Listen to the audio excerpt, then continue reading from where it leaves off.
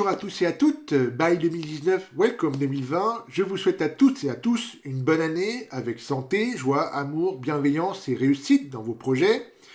2019 fut une excellente année côté films et séries télé. Nous avons eu de belles émotions, des réussites, de belles découvertes, des conclusions, mais aussi des déceptions. On attaque la nouvelle année avec la critique sans spoiler de la mini-série Dracula sortie le 4 janvier sur Netflix.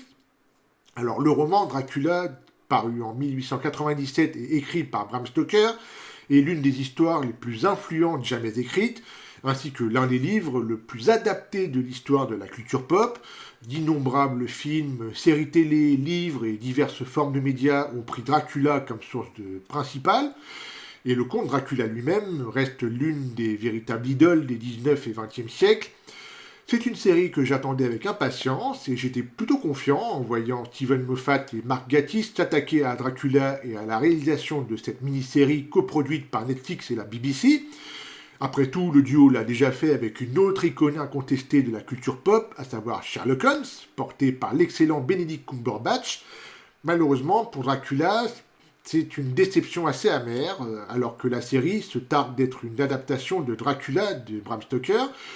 Or, elle a pour ma part non pas adapté et revisité Dracula, mais elle l'a complètement détourné et vidé de sa substance. Pourtant, le premier épisode est très bon et suit scrupuleusement le livre. L'intrigue, c'est quoi? Nous sommes en 1897, en Transylvanie. Le comte Dracula reçoit Jonathan Harker, un jeune clerc de notaire, pour finaliser l'achat d'un immeuble en Angleterre. Rapidement, Harker est sous l'emprise de Dracula et de son château maléfique.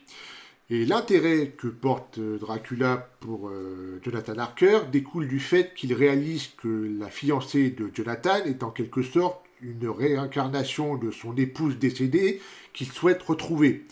Donc tout le personnage de Dracula est centré autour de ce sujet et de la détresse dans laquelle il se trouve. Et à un moment donné, toujours dans le premier épisode, l'histoire s'éloigne et devient originale. C'est un parti pris osé, qui fonctionne bien, tant le scénario m'a surpris. Il y a une ambiance sombre, un côté vraiment noir, vraiment assumé. Les décors du château sont superbes, les costumes également. Ensuite, dans le deuxième épisode, c'est le voyage en Angleterre en bateau. Alors, je n'avais pas du tout imaginé que cet épisode se centrerait sur une partie du bouquin qui n'est que peu développée. Mais là encore, ça marche. Nous avons l'ambiance horrifique, les décors superbes, et surtout, quelle fin d'épisode qui donne envie de passer au troisième et dernier épisode. Et là, je me dis que ça va être dantesque. Puis arrive le troisième et dernier épisode, et c'est la déception. Nous suivons le comte Dracula dans sa quête de la parfaite épouse à l'époque des réseaux sociaux, de la technologie, du mouvement MeToo, etc.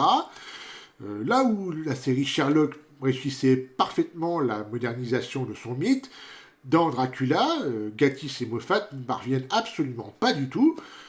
Pour moi, ce dernier épisode se divise clairement en deux parties.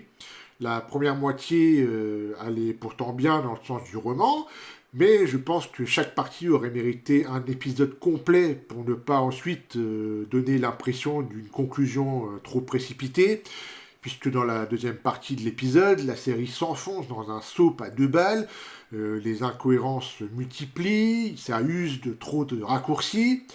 En plus, on perd tout de ce que les deux premiers épisodes nous avaient offert en termes d'ambiance, de tension, et on tombe sur plusieurs passages à vide, l'humour ne marche absolument plus, on perd tout le côté fantastique attribué au personnage de Dracula, et l'aspect horrifique a totalement disparu, le rythme également.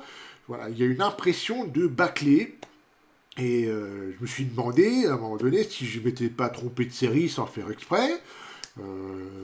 Et puis la conclusion n'a absolument aucun sens. Mais la déception mêlée à de la frustration est encore plus grande quand on voit le format proposé. 3 épisodes d'1 heure et demie, c'est insuffisant. Il aurait peut-être fallu rajouter 3 autres épisodes pour parfaire cette heure, qui est vraiment dommage. Néanmoins, je retiens des choses positives sur les 2 premiers épisodes, surtout, avec tout d'abord le casting, avec le Danois Claes Bang en Dracula, qui nous livre une interprétation correcte. Et le personnage est glaçant, ironique et intriguant. Puis Dolly Wells en Van Helsing est excellente, et oui, c'est une femme. Certains choix scénaristiques sont osés, notamment sur la place qu'occupe Agatha Van Helsing, nonne badass qui s'avère très vite être la meilleure idée de la série. Puis la dualité, Dracula-Van Helsing est originale et habilement écrite, dans un humour noir et cynique du côté de Dracula, et se faisant incisif et brillant dans la bouche de Miss Van Helsing. Ensuite, il y a de beaux moments de tension, c'est viscéral et oppressant, avec des dialogues ciselés et la mise en scène maîtrisée. Les décors, le château et les costumes sont magnifiques, je le répète encore une fois.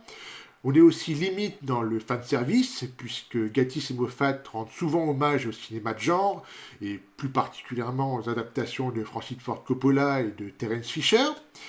Et enfin, visuellement, la production ne recule pas devant le gore et le sanguillonnant dérangeant, et si certains effets sont plutôt réussis, d'autres sont un peu kitsch. En conclusion, ce Dracula 2020 déçoit, loin de la qualité d'un Sherlock.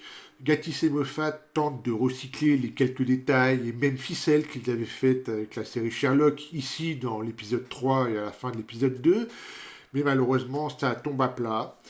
À mon sens, il fallait prendre plus de temps pour acclimater le spectateur à ces évolutions de l'intrigue et surtout garder cette ambiance horrifique. C'est vraiment dommage.